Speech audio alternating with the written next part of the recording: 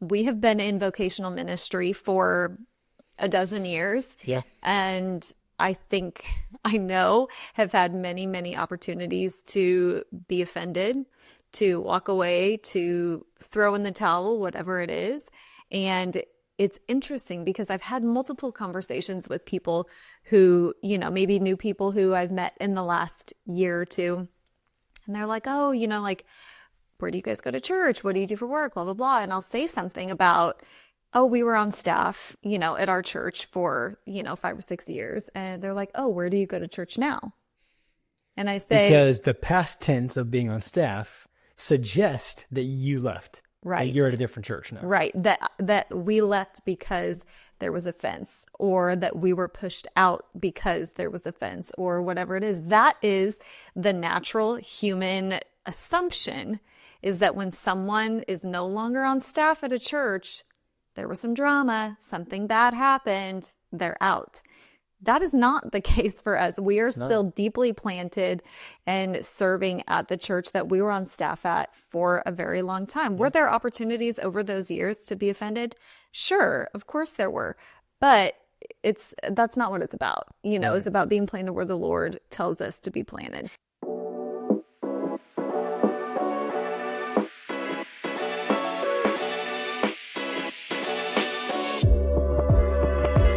Hey there, welcome back to the Greater Marriage Podcast. We are the Millers, and we're so glad that you are tuning in with us today.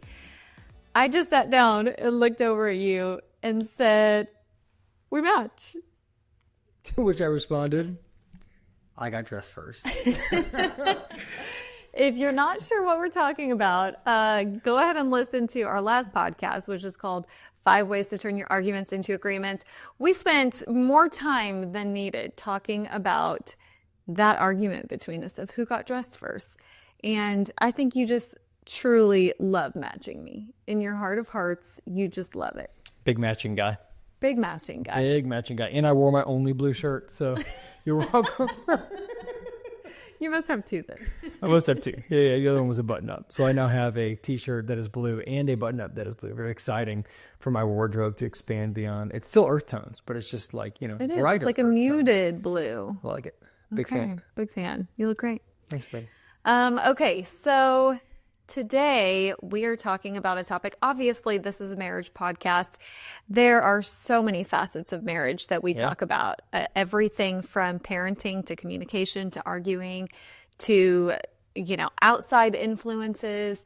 And today we want to talk about the church, specifically church hurt, because in a lot of ways that can really, really affect your marriage. Yeah, you'll hear us say on the podcast over and over again how important we believe the local church is to the home. And we believe that the local church is one of the most important things that you can ever be a part of. And we have seen through statistics, and there have been studies done, that married couples who are plugged into a local church and plugged into even more so a small group of believers who are challenging them. And we talk about our our idea of friendship as someone who loves, refreshes, encourages, and challenges us. And I think those are the type of people that we find in our local church. And the people that we are most deeply connected to are the people that we go to church with. And so I think it's a big deal. People that have the same beliefs, that are headed in the same direction as you, that have the same vision for life and for marriage and for family. We believe it is a really big deal to be rooted into a local church. Psalm 92:13 is a core verse in our home, that those who are planted in the house of the Lord, not those who visit the house of the Lord or those who have a house of the Lord, those who are deeply planted and dig their roots deep in the house of the Lord will flourish in the courts of our God. And even in old age, they'll be fresh and flourishing. We believe this, and we believe in the church. We believe in the local church. We have experienced church hurt. We have been a part of ministry in two specifically different churches for many, many years. And when you're deeply planted into a church, any church, for that long, you're going to experience an opportunity for hurt. Before we dive into that, I want to hit on, you started to talk about a statistic that we had read. Yeah. And the statistic is that couples who are planted in a church, specifically a smaller group setting or just a tight-knit group of friends, the the rate of divorce decreases by 50%. 50%. That is massive. Simply by being planted in a local church, you have so much more opportunity to be successful in your marriage. Why is that? Why is that that's such a big deal? I think that the transparency and the accountability, I think it is such a relief to talk to someone and realize that you're not alone. And to realize that, oh, you guys struggle with that too? Oh, you guys don't do that well either? Oh, y'all struggle with that? Like, that's easy for us. Maybe we are kind of good at this. You know what I mean? Like, there's just things that you begin to see. And then it allows you the opportunity to speak life into other marriages. It allows them the opportunity to speak life into your marriage. And I think that is so helpful, just to be able to see that other couples struggle with things, couples that you may really admire, that maybe you get into a small group because these are all couples that you think their marriages are perfect and you need help. And then you get in, you're like, oh, their marriages aren't perfect. We're all they're jacked up. They're just constantly working on it. And so I think that just being able to have that transparency in a group of people, and then having that accountability of people saying, hey, I saw how you did this. Man, I don't know if your wife appreciated that. Maybe you should try it this way. Or hey, I've tried that and it didn't work. Or here's what I've tried that did work. Like, any of those things, any of those opportunities that we have to be sharpened and be better matter. And so I think that just continues to push you along in the right direction, because typically divorces don't end because everything was perfect and the next day everything wasn't. There's a slow drift. And I think that being in a small group can just slowly correct that drift and bring you back together to where you don't look up 10 years down the road and say, we are miles apart. How did this happen?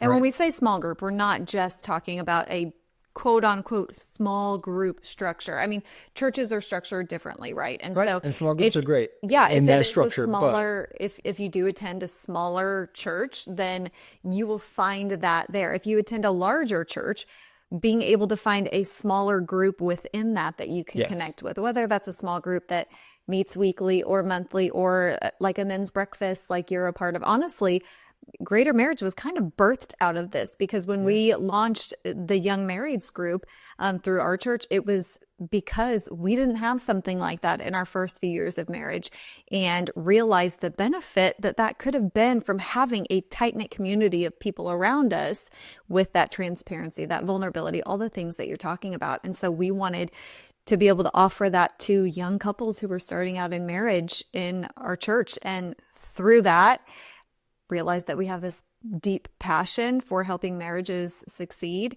And here we are podcasting about it, because we feel so strongly that God just has an incredible plan for marriage. And so much of that is rooted in being planted in the local church. The Bible is full of proof that being planted in the local church it's vital. It's absolutely vital for your marriage success. Yeah.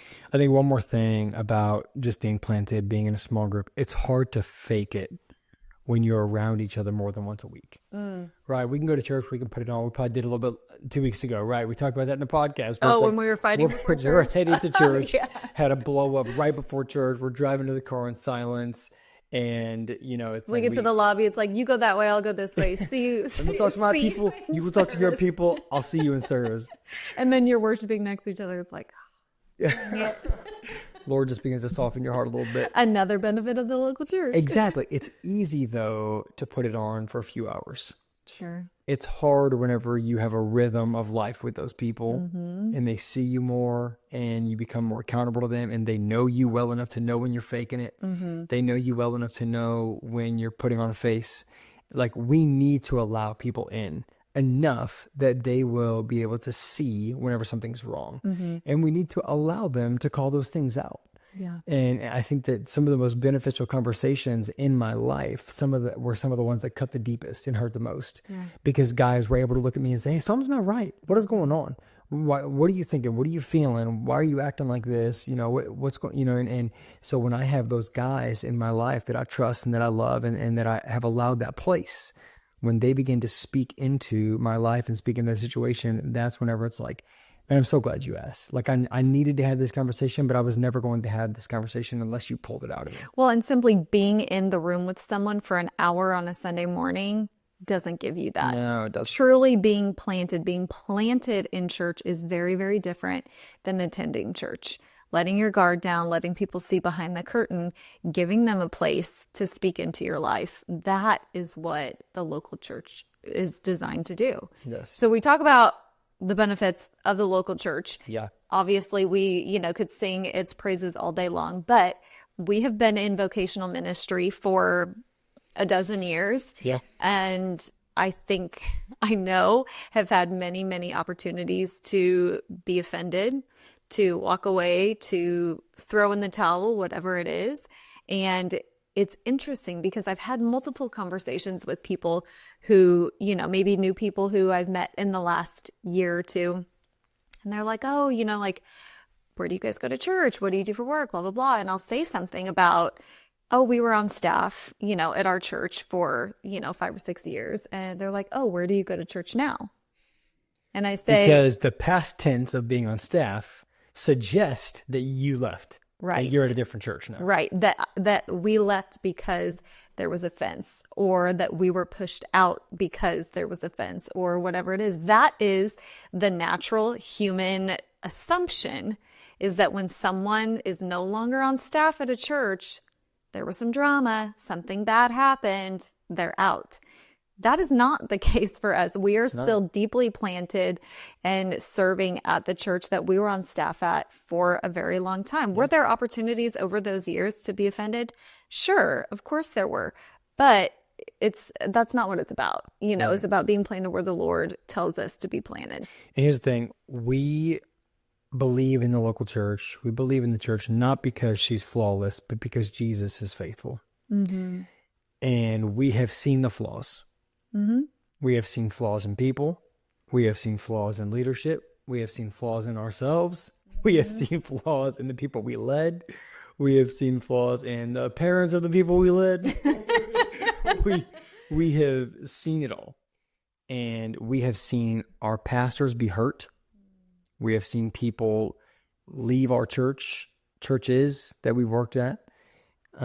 We have felt the pain of watching somebody leave and thinking like, man, it feels like a part of your family, and we have experienced all of the things. The church is not flawless. We have seen cracks and flaws and breaks, but man, Jesus is faithful and Jesus loves the church. He calls it his bride. And yes, he's referring to his people. Yes, we are the church, but Jesus created this place for us to be able to meet and this place for us to be able to gather. And although we are advocates of the big church, we are advocates of the church in a global sense, we are also advocates of digging your roots deep in a church and saying, that is my church, that is my home, this is my pastor. I trust this man. I trust these leaders. I trust this couple. I trust, you know what I mean? Like, I trust this staff. I trust these elders, and submitting your loyalty to a church and saying, man, I am going to take this church, the good and the bad. And sometimes I'm going to be let down, but I'm going to stay put and I'm going to push through and I'm going to allow this to sharpen me and make me better. Man, we believe that Jesus is faithful, that he will help you, that he will show you what to do, and that he will sharpen you. We believe that's one of the core, what's the word I'm looking for? Responsibilities of the church. It's to sharpen its people. Yeah. And I think where we get hung up is a couple of places. One, choosing, we find a church that we choose to submit to the vision of the church, but then we expect perfection from our leadership, and we forget that they are also human. Or two, we come in so selfishly that we don't take a moment to even think about what our leadership could be experiencing on the other side. We talk about church hurt, and immediately people are like, oh yeah, I've been hurt by the church, but it's like, hang on a second. What about the people at the helm that are carrying a mantle that the Lord has called them to carry that is heavy? Do we take a moment to think about that? The hurt that leadership feels when people choose to walk away, when people question the call on their life, when people pick apart every single thing that they do or say. Like, nobody talks about that side of it. Yeah. I think that anyone listening to this podcast, if you've ever experienced church hurt, number one, we hear you. Church hurt is real. Number church two, hurt needs to be acknowledged. Everyone who has ever gone to a church has experienced church hurt. Number three, the point I was trying to get to here is yes, that's great. That's a good point. Point two was fantastic take. I didn't see it coming, but it was great. So yes, what was my point? I forgot my point one. Your point two was so good. Yes, church hurt is real. Yes, we acknowledge that it's real. We're not trying to say like, it's not that big of a deal. Get over it. Suck it up. Go to church. We do believe that if you've been hurt in a deep, deep way, you need to seek counsel. You need to do what the book of Matthew says and go to your brother and tell them you've been offended. Like, we believe that you should handle offense the right way. You don't just brush it under the rug. We handle offense the right way. We go to our brother. We tell them that they offended us. If they acknowledge it, the Bible says that then they're a brother. Like that's what causes a bond when someone says, hey, I acknowledge that I offended you. If they don't, we take them before the leadership of the church. Like, let's do this the right way. That being said, I can promise you, if you've ever been hurt, your pastors have probably been hurt more. Like, one of the most painful positions in the world is to be a lead pastor, to lead and shepherd a people that are broken people, right? That are hurt people, that are sick people. That's what the church is. Jesus said, I didn't come I came to serve the lost and the broken. I came as a doctor. I came to heal. I came to help. You know what I mean? And so when you're leading those type of people, it just gives you so much opportunity to be hurt and to watch people walk away. We have seen people who have been planted in our church for years and years and years who would have never been where they were in their marriage with their children and their jobs if it weren't for that church, if they hadn't dug their roots deep, if they hadn't learned from their pastor, if they hadn't, and one thing pops up and offends them and they turn around and walk away and then drag their pastor's name through the mud on the way out and take people with them on the way out. And it's like, man, if they just would have come to leadership, if they just would have tried to deal with controversy the right way, if they just would have had a heart to pray for their leaders, I believe that some of those things could have been dealt with a lot differently.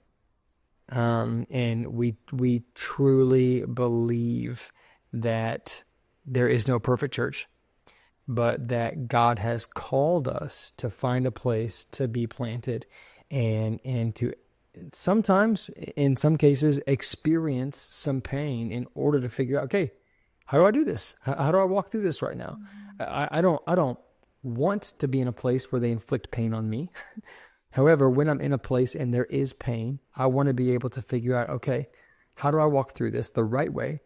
And maybe I get better from this. Maybe I grow from this. We talked about that in our last podcast, just in marriage, saying, hey, you made me better today because of some of the conflict. I think that we can do the same thing in church. So we've talked about the opportunity to be offended by leadership. There's also huge opportunity to be offended by the people that we go to church with. Oh, man, absolutely. Because like a family, if a church is a picture of a family, usually there are, in any given family members who maybe don't see eye to eye with other family Everybody's members. got an uncle, you know what I'm saying? We all got one. We all got one. Oh. Yeah, absolutely. If I could give any advice to people who are in a church and offended by people, don't leave Jesus because of Judas.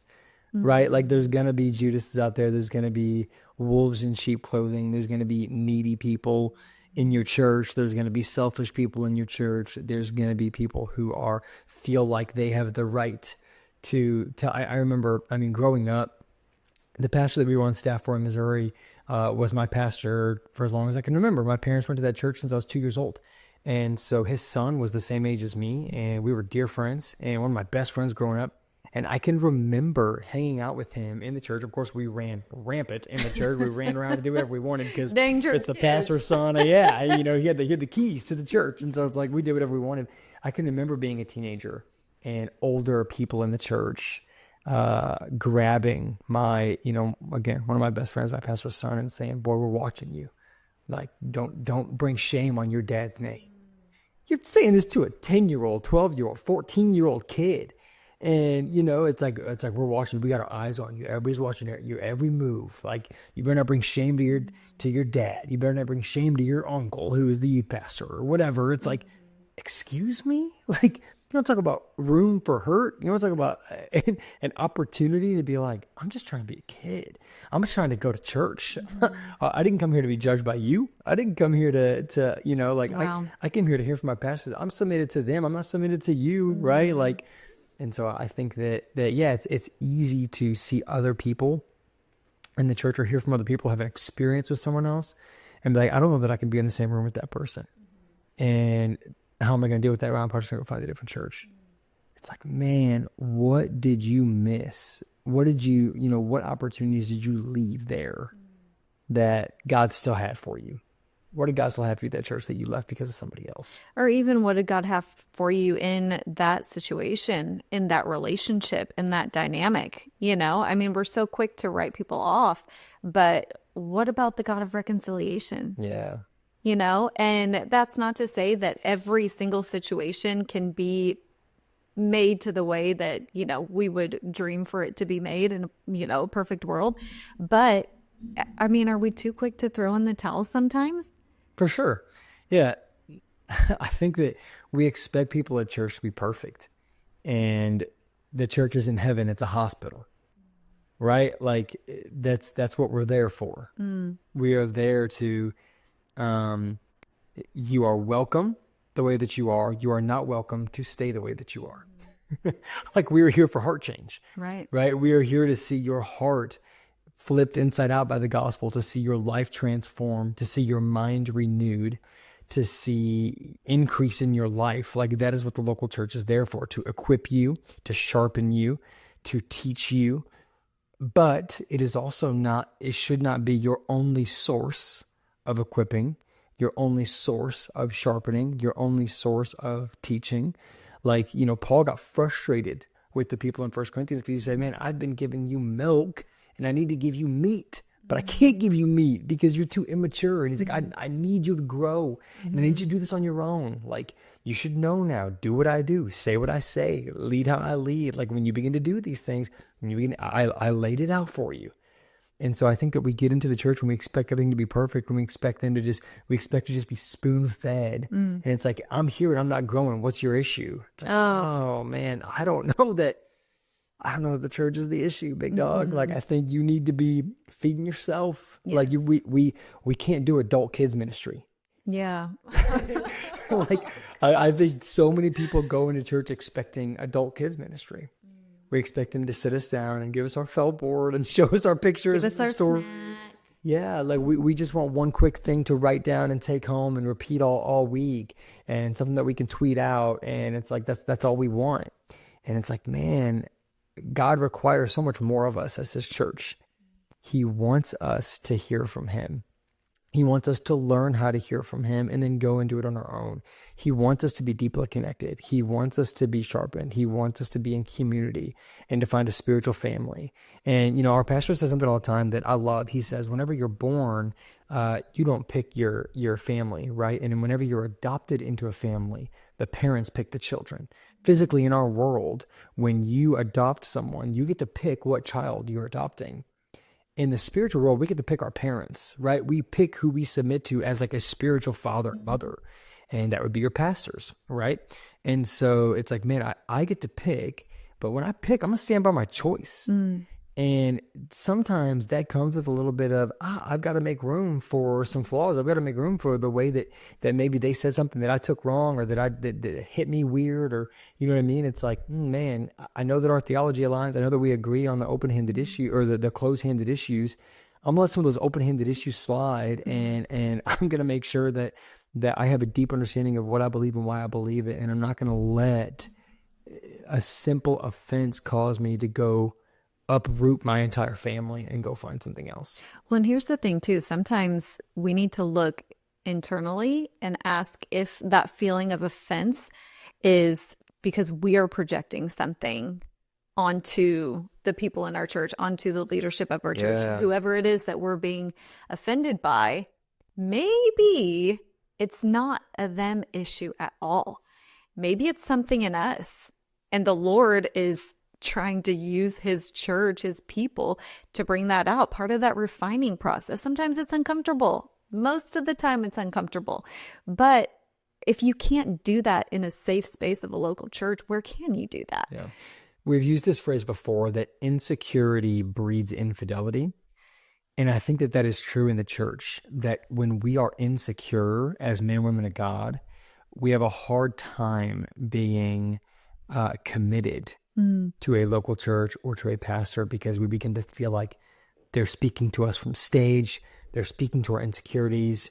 I shared something with them and now they're preaching about it. Why are they, that feels manipulative. And it's like, hold on, maybe, just maybe, the same spirit that lives in you lives in them.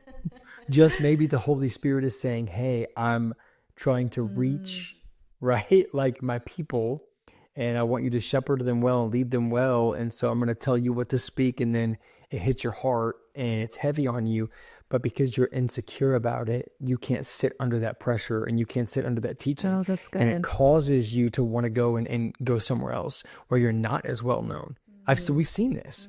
We've seen people who go from church to, and there we are in Tulsa. We are in the Mecca of churches. We are in the buckle of the Bible Belt here. And it's like, there are so many great churches in Tulsa.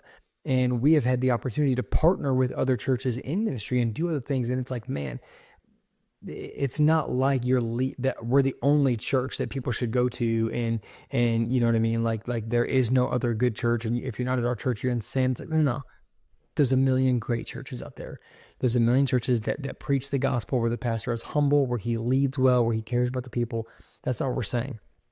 What we're saying is, maybe don't allow your insecurity to allow you to not be able to commit to a pastor or church. And maybe if you've had a hard time finding a local church, like you said, look at your heart and say, what is it about me that is causing me to run every time there's conflict, or every time I hear something that I don't like, or every time I'm spoken to in a way that I don't like? Yeah, that's really good.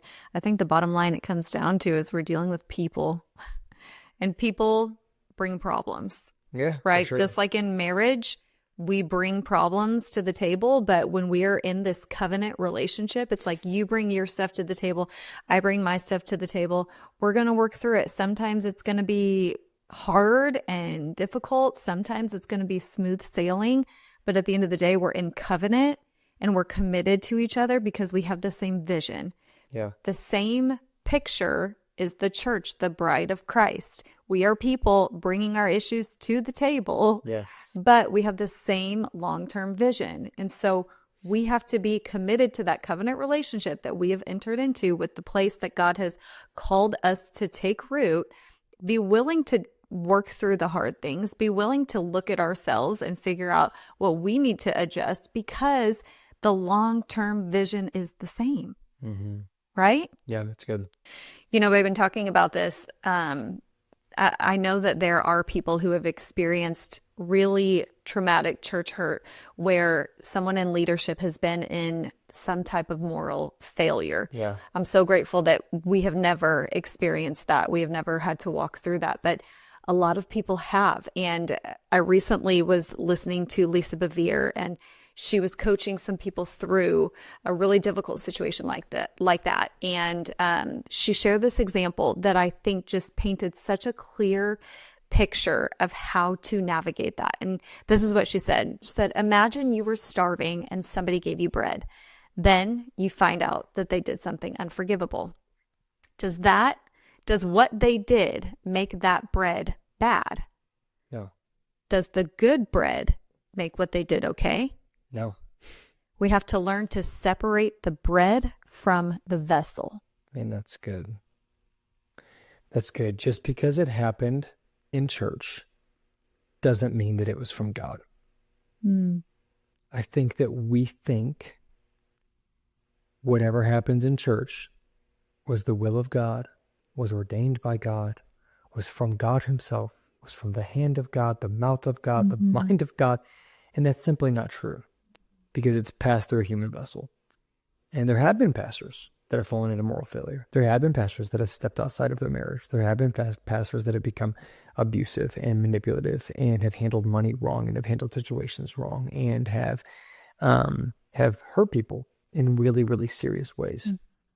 And we do not believe that we should allow ourselves to be abused. We do not believe that we need to submit to leadership that has been a part of a major moral failure. And like you said, thank God, we have never had to deal with that in the churches that we served in ministry at. We have seen it happen with people that we love dearly. We have seen it happen in churches that we love dearly. And we have seen pastors restored from hurt like that. Thank God. But that doesn't take away the pain of what happened. And so I think that we have to figure out how to heal. And I want you to know that if you've ever been through something like that, we are sorry and our heart hurts for you. However, we do believe that there is a loving, life-giving church out there that you can be a part of, that you can begin to heal, and you can begin to seek counsel, and you can begin to find people that will speak into your life, that will help you navigate that pain. We believe the Holy Spirit will do a healing work in you. God is not one to fix things. He is one to heal things. He makes things new. Yes. He calls things that be not as though they were. And so your heart can be healed. Your mind can be healed.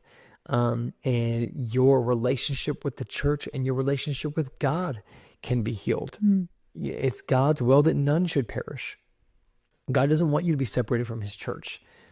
He wants you plugged in. He wants you to dig roots deep, but he doesn't want to just submit you to abuse and brokenness and sin and failure. That is not the will of God. We encourage you to find a church that is life-giving. Find a church where the pastors preach the gospel. Find a church where the pastor is honest with money and faithful in their marriage and leads the right way, where you can look at your pastor and when they say something like Paul did, where they say, hey, do what I do, say what I say, when you'll get there, you'll have it, right? Like Elijah said that, Paul said that. And so we need pastors that lead by example. And so if you don't have a local church, we would love to host you at ours if you're in the Tulsa area. Like, reach out and we will help find you a local church, whatever city you're in. We're deeply connected to ministry. We would love to help you find a church, no matter what city you're in, no matter where you're at. We would love to help you find a place to get connected. Well, hey, there's a lot to unpack here when it comes to church hurt. And so because of that, we are doing a 2-part series. Today, we've spent time talking about church hurt and the different ways that can be experienced. And so next week, we are going to dive into a little bit more of a practical application of what the church is responsible for and what the church is not responsible for, and how we really can process some of that church hurt in a really healthy way. So we're so glad that you tuned in with us today. As always, you can follow us on any of your favorite social media platforms. Jump over to greatermarriage.com to find free resources that we would love to get into your hands. If this episode spoke to you, feel free to share with people that you care about. And be sure to tune in next week, because we have a lot more to say about this. And I think that the Lord has a lot more that he wants you to hear about this. So thanks again for tuning in with us today. Go be great.